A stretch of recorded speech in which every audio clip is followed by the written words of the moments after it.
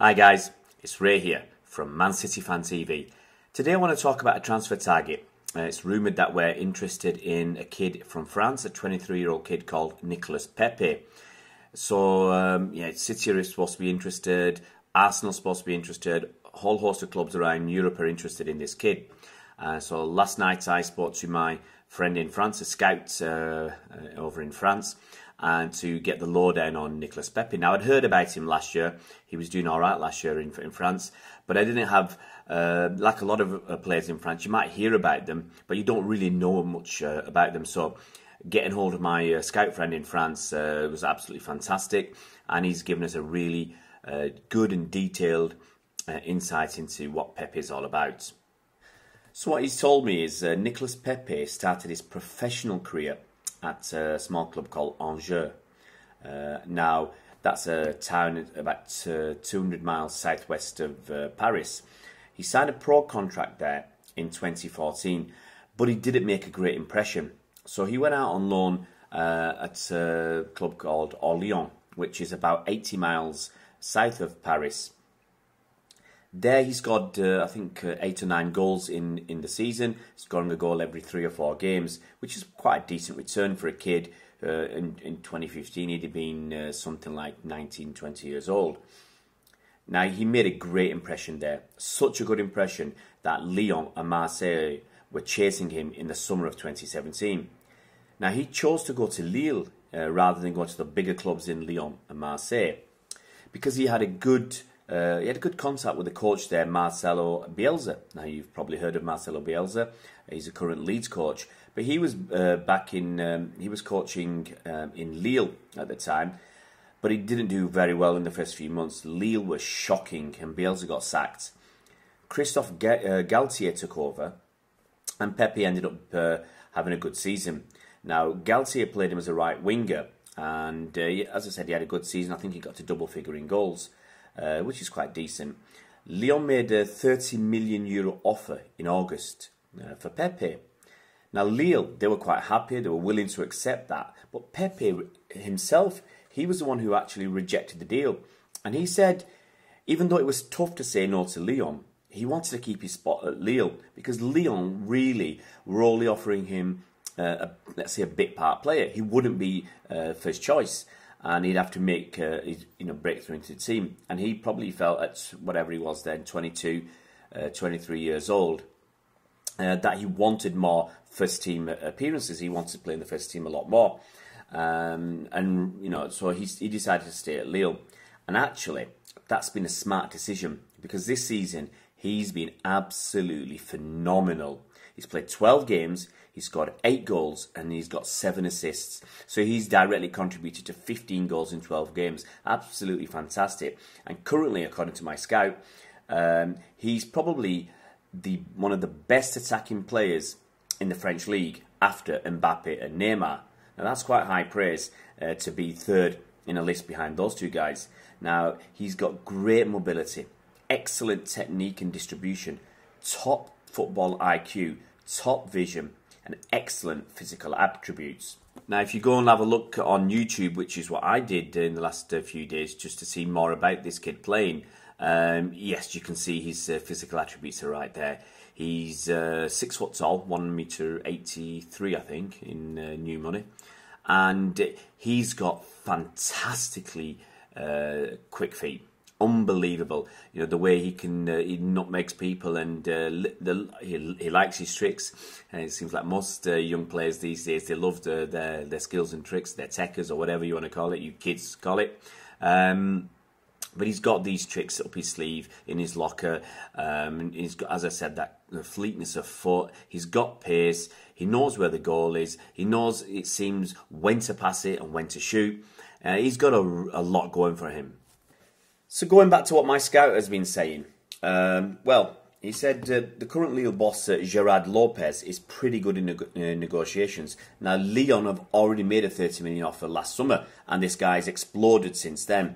Now, with all the hype around Pépé and the market inflation we've got currently, he reckons that €50 million will be his price tag. Now, that's going to be something north of 40 million quid.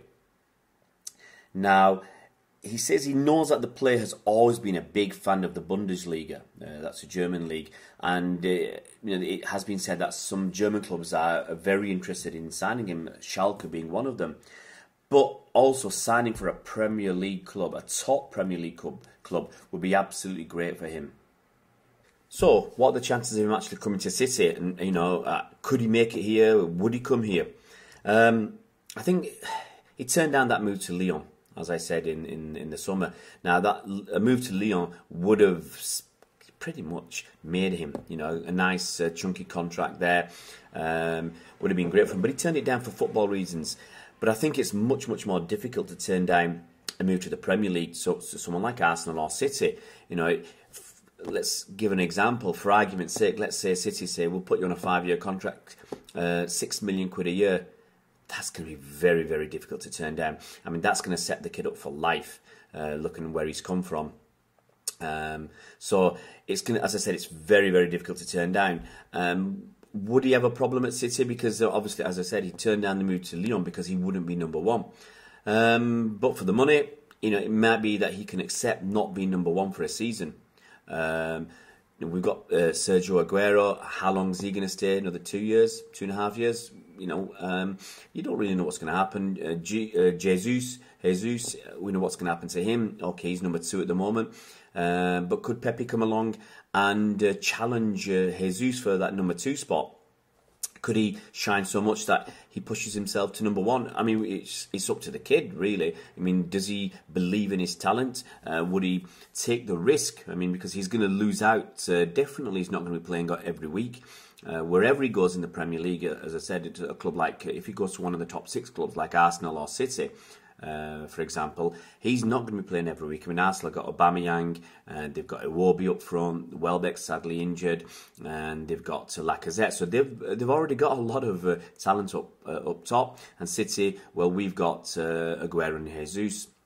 So it's difficult for him to break him, but he's 23 years old. So come the summer, he'll be 24, and really at that point in I think in a player's development. If City really wanted him, he'd have to be doing the business. He'd have to be doing the business on a consistent basis. Now, as I said, he had a good season last season, and already this season, with 12 games gone, it looks like he's going to surpass that. He's almost got the same number of goals in 12 games this season as he got in the whole of last season. So, he's got to be consistent. He's got to do it for the rest of the season.